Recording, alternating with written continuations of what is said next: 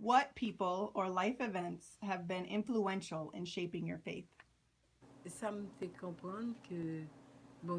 At first, life was difficult when I first started my mission. However, Jesus never forgot about my people, and I know that he never will. Times were hard, but my people and I never lost faith.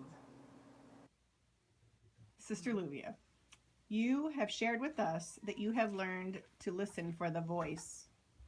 Tell us about some life experiences where you have heard the voice. There was a grand reunion where all religions got together. While everyone was gathered together, eating at around 4:30, I heard the voice say, "Leave, don't stay here." I had heard this voice before, so I asked, "God, is that you?" And he confirmed that it was. This happened while I was having a conversation with someone, so I asked the person if they would like to leave, and they asked me why. I said, "I am not sure, but I think it's a good idea."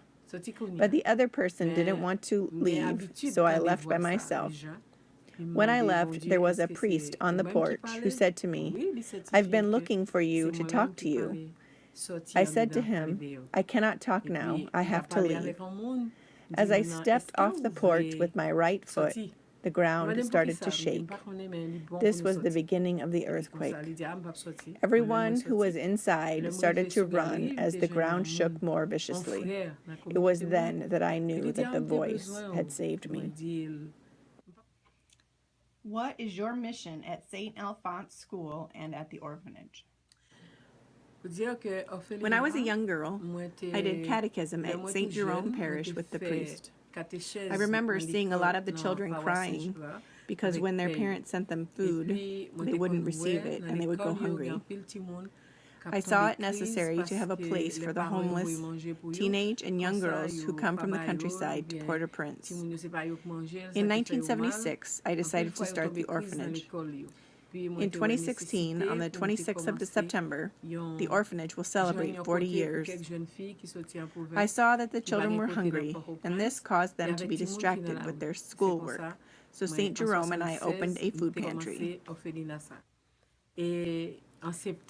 At the food pantry, 5,000 children and 500 mothers would come to get food for their children.